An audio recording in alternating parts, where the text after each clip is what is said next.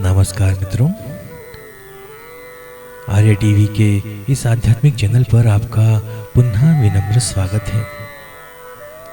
जैसा कि हमने 205 के पहले भाग में देखा, जब मन सुनना शुरू करता है और साधक चाहे मतिमंद ही क्यों न हो, यदि वह मन को साधना सिखा दे तो वह साधना के योग्य बन जाता है। अब इसी साधना के परिपक्व रूप में जो परिणाम उत्पन्न होता है, उसे ही श्री समर्थ रामदास स्वामी ने इस दूसरे खंड में अत्यंत सूक्ष्म वैज्ञानिक और दिव्य भाषा में प्रकट किया है। चढ़े ज्ञान वैराग्य सामर्थ्य अंगी।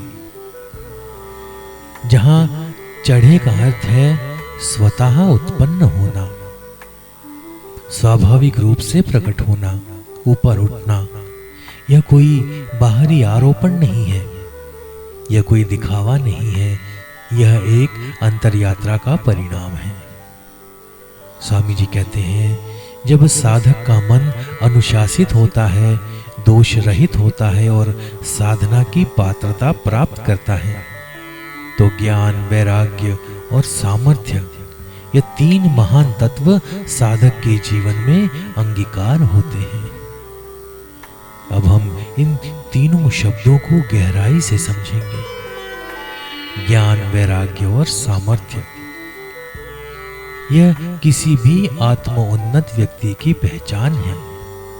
ये योग, भक्ति और ज्ञान की त्रिवेणी है। ज्ञान क्या है?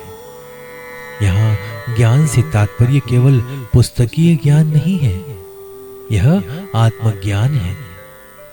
यह समझ कि मैं शरीर नहीं हूं, मैं बुद्धि भी नहीं हूं, मैं साक्षी चैतन्य हूं। जब साधक का मन दोष रहित होता है, तब उसका बुद्धि तंत्र निर्मल होता है और वह सत्य को जैसा है वैसा देख पाता है। इस ज्ञान का पहला चिन्ह है वैराग्य, क्योंकि जब हमें सच्चा ज्ञान होता है कि यह संसार क्षणिक है, यह शरीर विनाशी है, तो हमें उसकी अनावश्यक मोह माया से विरक्ति हो जाती है। तो वैराग्य क्या है? वैराग्य का अर्थ यह नहीं है कि कोई संसार से भाग जाए। वैराग्य का अर्थ है माया में लिप्त रहकर भी माया से मुक्त रहना। जैसे कमल जल में रहकर भी उससे भीगा नहीं रहता, वैसे ही साधक परिवार, व्यापार, समाज में रहते हुए भी उसके मोह से बंधता नहीं है। ऐसे वैराग्य की उत्पत्ति तभी संभव है जब मन दोष रहित हो और ज्ञान सुदृढ़ हो, दृढ़ हो। समर्थ जी कहते हैं, ऐसा वैराग्य चढ़े अर्थात स्वतः साधक में जागृत हो जाए, उसे वैराग्य बनाना नहीं पड़ता। अब सामर्थ्य क्या है? तीसरा तत्व, यह एक अत्यंत गूढ़ शब्द है। यह केवल शारीरिक या मानसिक शक्ति नहीं है, यह वह शक्ति है जो सत्कर्म के लिए खड़ी है, जो धर्म की रक्षा करती है, जो त्याग में टिके रहने की क्षमता देती है और मन को पराजित करने की ताकत देती है।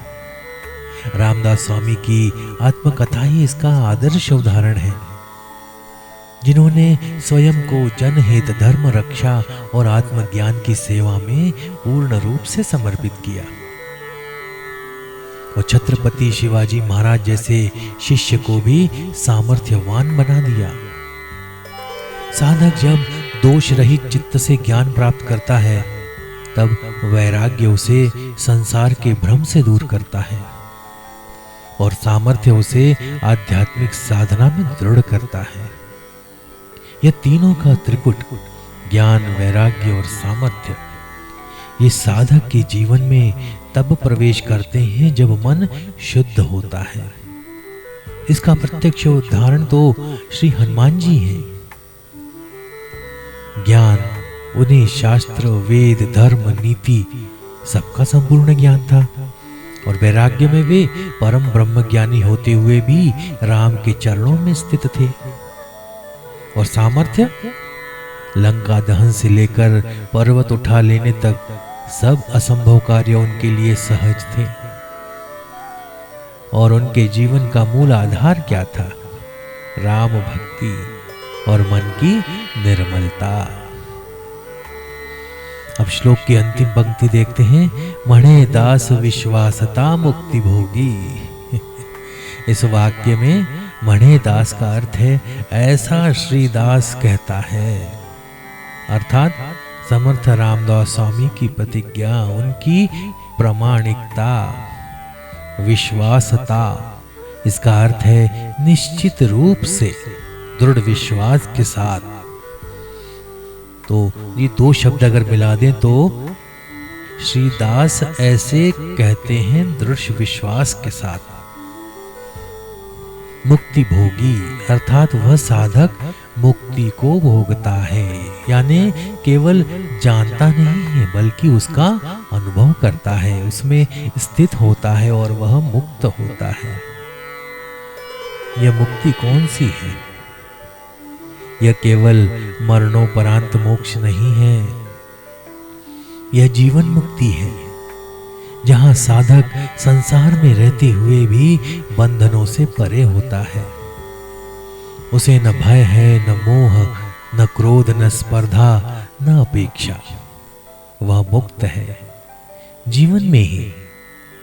समर्थ जी कहते हैं, मैं विश्वास पूर्वक कहता हूं, जब मन को साध लो तो ज्ञान, वैराग्य, सामर्थ्य स्वयं तुम्हारे अंग बनेंगे और तुम जीवन में ही मुक्ति का अनुभव करोगे। यह कोई भावनात्मक आश्वासन नहीं है, यह एक अनुभूत सत्य है। जब साधक दोष रहित मन, शांत बुद्धि और सतत साधना से आगे बढ़ता है, तब उसमें ज्ञान, वैराग्य और सामर्थ्य जागते हैं।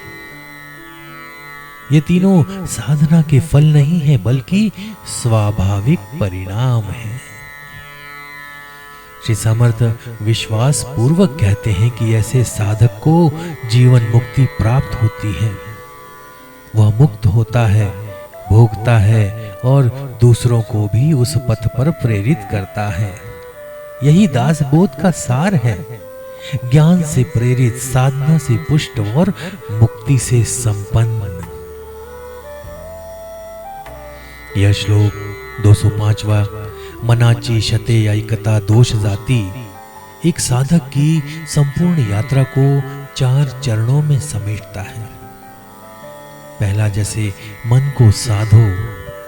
दूसरा, दोष हटाओ। तीसरा, गुण उत्पन्न करो। और चौथा, मुक्ति का अनुभव करो। यह कोई मात्र श्लोक नहीं है, यह आत्म प्रकाश की पूर्ण योजना है। यदि हम इसे नियमित चिंतन और आत्म मंथन का विषय बना ले तो स्वयं श्री समर्थ हमारे अंतःकरण में जागृत हो जाएंगे। आज के इस एपिसोड को खत्म करने के पहले, इसे समाप्त करने के पहले आपसे 2 शब्द कहना चाहूंगा। तो जिस प्रकार हम सभी ने मिलकर संत रामदास स्वामी द्वारा रचित मनाचे श्लोक की इस दिव्य और आत्मिक यात्रा को आज इसके अंतिम 205वें श्लोक के साथ पूर्ण किया, यह श्रृंखला केवल श्लोकों का पठन या विवेचन नहीं रही, यह एक अंतर्दृष्टि थी, आत्मचिंतन का अवसर था, एक ऐसा दर्पण जिसने हमें हमारे ही मन का प्रतिबिंब दिखाया और साथ ही एक ऐसा पथ भी सुझाया जो हमें प्रभु से जोड़ता है। इन 205 श्लोकों में स्वामी रामदास ने मन के विकारों से संघर्ष, नैतिक जीवन की आवश्यकता, परमेश्वर भक्ति की महत्ता और सच्चे आत्मबल की व्याख्या की। हर श्लोक मानो हमारे भीतर सोई हुई चेतना को झकझोरता है और हमें स्मरण कराता है कि परिवर्तन बाहर नहीं, भीतर से शुरू होता है। आर्य टीवी की यह श्रृंखला यदि आपके हृदय को स्पर्श कर सकी, आपके विचारों में सकारात्मक परिवर्तन ला सकी, तो यही हमारा सबसे बड़ा पुरस्कार है। हम संत रामदास स्वामी को कोटिशः नमन करते हैं, जिनकी वाणी शताब्दियों बाद भी उतनी ही प्रासंगिक, उतनी ही प्रभावशाली है। और आप सभी श्रोताओं, दर्शकों और साधक जनों का भी हृदय से आभार, जिनके प्रेम, साथ और सतत प्रोत्साहन के बिना यह 205 कड़ियों की यात्रा संभव नहीं हो पाती। अब जबकि यह श्रृंखला पूर्णता को प्राप्त हो रही है, हम आशा करते हैं कि इन श्लोकों का संदेश आपके जीवन में दीप की तरह प्रकाशमान बना रहेगा। आइए मन में एक संकल्प लें कि हम न केवल इन श्लोकों को सुनेंगे बल्कि उन्हें जिएंगे। और अब हम आपसे अनुरोध करते हैं, आप हमें अवश्य बताएं कि इस श्रृंखला ने आपके जीवन में क्या प्रभाव डाला। साथ ही आप किस विषय पर अगली श्रृंखला या कार्यक्रम देखना चाहेंगे। हमें कमेंट्स के माध्यम से अवश्य साझा करें अपने विचार। आपके विचार हमारे लिए अमूल्य है। इन्हीं भावों के साथ मैं राहुल और आर्य टीवी की पूरी टीम आपसे आज्ञा लेती है। जय जय रघुवीर समर्थ